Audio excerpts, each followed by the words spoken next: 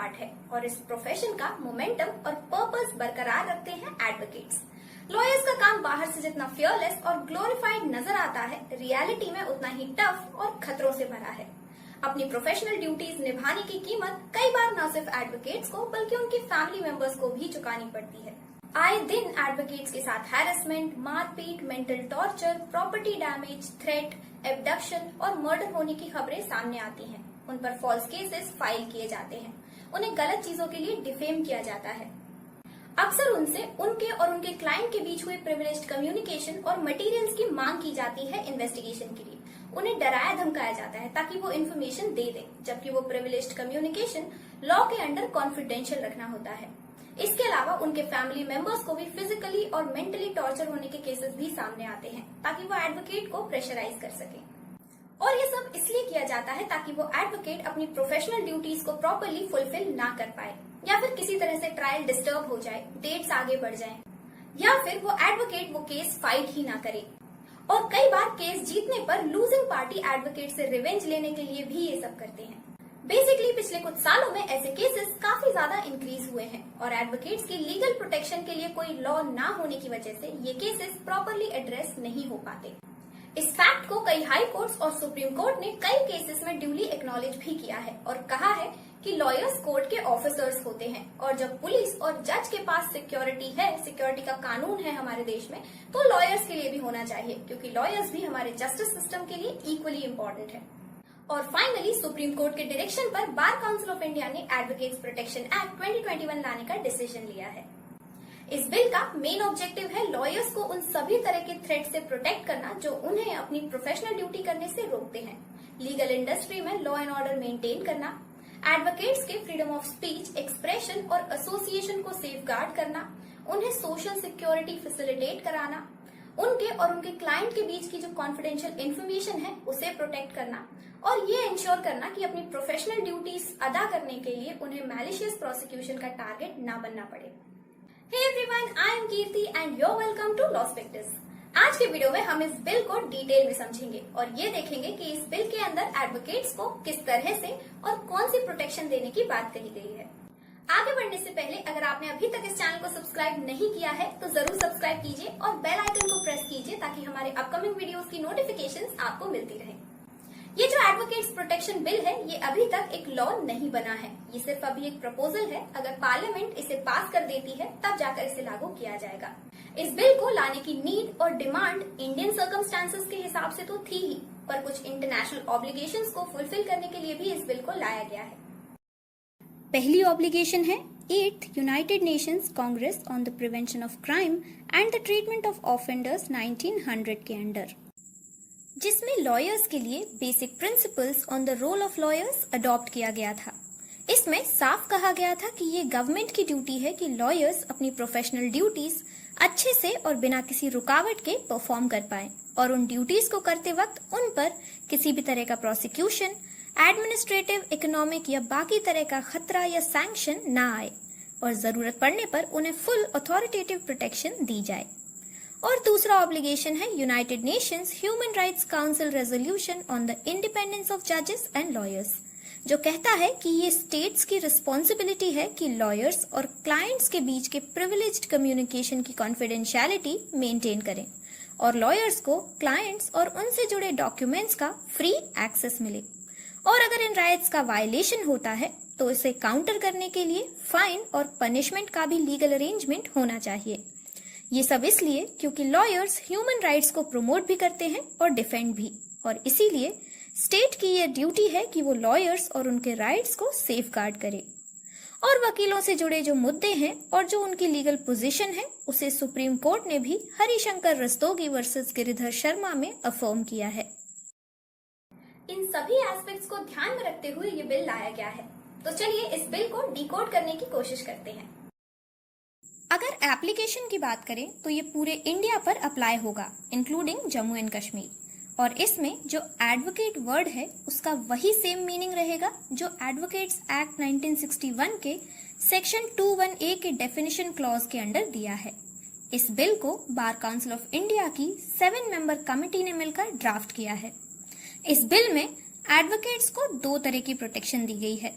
पहली, लॉयर्स के अगेंस्ट कोई एक्ट कमिट होने से पहले की प्रोटेक्शन, जिसे हम प्रिवेंटिव प्रोटेक्शन भी कह सकते हैं, और दूसरी लॉयर्स के अगेंस्ट कोई एक्ट कमिट होने के बाद दी जाने वाली protection. Let's understand this one by one. सबसे पहले एक्ट कमिट होने से पहले दी जाने वाली प्रोटेक्शन के बारे में बात करते हैं। इसमें सबसे पहले आती है police protection for lawyers, which is mentioned in section 7 of this bill. इसमें अगर किसी एडवोकेट के ऊपर एक्ट ऑफ वायलेंस होने का खतरा नजर आता है तो हाई कोर्ट उस एडवोकेट को पुलिस प्रोटेक्शन दे सकता है, जितने भी टाइम के लिए कोर्ट को ठीक लगे। बस उस एडवोकेट को पुलिस प्रोटेक्शन के लिए उस स्टेट के हाई कोर्ट में एप्लीकेशन देनी होगी जहां वो as a practising advocate registered है। पुलिस प्रोटेक्शन देने से पहले हाई कोर्ट उस एडवोकेट के पर्सनल रिकॉर्ड्स, क्रिमिनल हिस्ट्री और बाकी नेसेसरी डिटेल्स चेक करेगा, ये देखने के लिए कि उस एडवोकेट का कॉन्डक्ट और कैरेक्टर कैसा है और एप्लीकेशन के पीछे उसके इंटेंशंस बोनाफाइड हैं या नहीं। और मान लीजिए किसी एडवोकेट को ऑलरेडी पुलिस प्रोटेक्शन मिली हुई है और उस एरिया के सुपरिंटेंडेंट ऑफ पुलिस उस प्रोटेक्शन को या तो हटाना चाहते हैं या कम करना चाहते हैं, तो उन्हें इसके लिए कोर्ट की परमिशन लेनी होगी। और कोर्ट की परमिशन लेने से पहले एसपी को 1 वीक का नोटिस उस एडवोकेट को सर्व करना होगा। इसी सीरीज में दूसरी प्रोटेक्शन या राइट जो एडवोकेट्स को दिया गया है वो ये है कि कोई भी एडवोकेट जो किसी भी कोर्ट, ट्रिब्यूनल या अथॉरिटी के आगे प्लीड कर रहा हो, उसे उस इंस्टीट्यूशन का ऑफिसर माना जाएगा और उसे वही सब ट्रीटमेंट, फैसिलिटी और राइट्स मिलेंगे जो उस कोर्ट, ट्रिब्यूनल या अथॉरिटी के ऑफिसर्स को मिलते हैं। This is given in section 8 of the bill. ये सेम ओपिनियन सुप्रीम कोर्ट ने 2011 में OP Sharma versus High Court of Punjab and Haryana वाले केस में भी दिया था। Moving on to the third preventive protection. कोई भी एडवोकेट अगर अपनी प्रोफेशनल ड्यूटीज को फुलफिल करते हुए या गुड फेथ में कोई भी काम करते हैं तो उन कामों की वजह से उस एडवोकेट के अगेंस्ट कोई केस फाइल नहीं होगा, ना कोई प्रोसिक्यूशन और ना ही किसी भी तरह की लीगल प्रोसीडिंग उन्हें फेस करनी होगी। नो अननेसेसरी अरेस्ट और इंक्वायरीज। अगर पुलिस एडवोकेट को किसी जुर्म के तहत या इन्वेस्टिगेशन के लिए अरेस्ट करना भी चाहती है तो उन्हें चीफ जुडिशियल मैजिस्ट्रेट से ऑर्डर पहले पास कराना होगा और उसके बाद ही वो उसे अरेस्ट कर सकते हैं। और चौथी प्रोटेक्शन ये है कि अगर किसी पब्लिक सर्वेंट के पास इन्वेस्टिगेशन, डिटेंशन और अरेस्ट करने की पावर्स हैं सीआरपीसी या किसी भी लॉ के अंडर, और उस पब्लिक सर्वेंट के पास ऐसी इंफॉर्मेशन या मटेरियल पाया जाता है जिससे ये लगे कि वो प्रिविलेज्ड इंफॉर्मेशन या मटेरियल किसी practising advocate, barrister, attorney, pleader या वकील से ऑब्टेन किया गया है और इस इंफॉर्मेशन या मटेरियल को इन्वेस्टिगेशन में यूज किया गया है या किया जाएगा, तो बाय डिफॉल्ट ये प्रिज्यूम कर लिया जाएगा कि उस एडवोकेट से वो इंफॉर्मेशन या मटेरियल डरा धमकाकर या किसी दबाव में लाकर ली गई है, यानी कि कोअर्शन के थ्रू ली गई है। इस प्रोविजन को लाने के पीछे का इंटेंशन है लॉयर और क्लाइंट के बीच के प्रिविलेज्ड कम्युनिकेशन की कॉन्फिडेंशियलिटी को बरकरार रखना और ये इंश्योर करना कि ये प्रिविलेज्ड कम्युनिकेशन या एडवोकेट के पास जो प्रोफेशनल केस इंफॉर्मेशन या मटेरियल हो वो कॉन्फिडेंशियल रहे। इन्वेस्टिगेशन में कोई भी अथॉरिटी ऐसे मटेरियल को यूज ना करे और किसी भी तरह का उसका मिसयूज ना हो। इसके अलावा एक रिड्रेसल कमेटी भी बनाई जाएगी जहां लॉयर्स और बार एसोसिएशंस कंप्लेंट कर सकें और उनकी ग्रीवियंसेस रिड्रेस हो सकें। ये एक 3 मेंबर कमेटी होगी जो डिस्ट्रिक्ट कोर्ट, हाई कोर्ट और सुप्रीम कोर्ट तीनों लेवल्स पर होगी। एक और इम्पॉर्टेंट एस्पेक्ट जो इसमें एडवोकेट्स की वेल बीइंग के लिए इंक्लूड किया गया है वो है सोशल सिक्योरिटी। नेचुरल कैलामिटीज या सडन एपिडेमिक्स की वजह से अगर किसी एडवोकेट को फाइनेंशियल असिस्टेंस की जरूरत है तो स्टेट और सेंट्रल गवर्नमेंट ऐसे नीडी एडवोकेट्स को फंडिंग देंगे, एटलीस्ट 15,000 रुपीज पर मंथ। चलिए, ये तो हुई प्रिवेंटिव प्रोटेक्शंस यानी कोई क्रिमिनल एक्ट कमिट होने से पहले की प्रोटेक्शंस। अब देखते हैं कि एडवोकेट के साथ अगर कोई एक्ट कमिट हो जाता है तो उसके बाद किस टाइप की प्रोटेक्शंस या रिलीफ्स मिलती हैं उसे इस बिल के अंडर। नंबर 1, अगर किसी एडवोकेट के अगेंस्ट कोई केस, प्रोसिक्यूशन या लीगल प्रोसीडिंग चल रही है और हियरिंग के दौरान कोर्ट को पता चलता है कि वो एक फॉल्स केस है और गलत इंटेंशन से फाइल किया गया है ताकि वो पर्टिकुलर एडवोकेट जिस भी केस में रिप्रेजेंट कर रहा है उसका लिटिगेशन प्रोसेस डिस्टर्ब हो जाए, तो ऐसे फॉल्स केस को तुरंत ही कॉस्ट के साथ डिसमिस कर दिया जाएगा और फॉल्स केस फाइल करने वाले के ऊपर मिनिमम 1 लाख का फाइन इम्पोज किया जाएगा।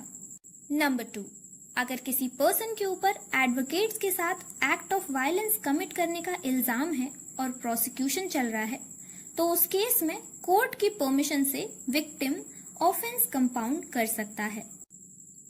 लेकिन ये एक्ट ऑफ वायलेंस में क्या क्या इंक्लूड किया जा सकता है, इसका जवाब आपको मिलेगा सेक्शन 21A में। तो अगर कोई इंसान एडवोकेट के अगेंस्ट कोई एक्ट कमिट करता है जिससे वो एडवोकेट जो केस लड़ रहा है उसकी हियरिंग फेयर, इम्पार्शियल और फेयरलेस तरीके से ना हो पाए, या फिर वो कोर्ट का डिसीजन फेवर में ना आने का रिवेंज लेना चाहता है उस एडवोकेट से, और इस एक्ट ऑफ वायलेंस में 6 तरह के एक्ट्स इंक्लूडेड होंगे। पहला, किसी भी तरह का harassment, coercion, assault, criminal force या थ्रेट जिससे एडवोकेट के लिविंग कंडीशंस या काम पर असर हो और उसे अपनी प्रोफेशनल ड्यूटीज करने से रोके। दूसरा, एडवोकेट को हुआ किसी भी तरह का harm, injury, simple hurt, grievous hurt या ऐसा हर्ट जो जानलेवा हो, और चाहे वो एक्ट कोर्ट प्रीमाइसेस के अंदर हुआ हो या बाहर। तीसरा, एडवोकेट से कॉन्फिडेंशियल इंफॉर्मेशन निकलवाने के लिए डाला गया किसी भी तरह का दबाव या कोअर्शन भी एक्ट ऑफ वायलेंस के अंडर आएगा। चौथा, अपने क्लाइंट को रिप्रेजेंट ना करने के लिए या वकालतनामा विड्रॉ करने के लिए एडवोकेट पर डाला गया किसी भी तरह का दबाव या कोअर्शन।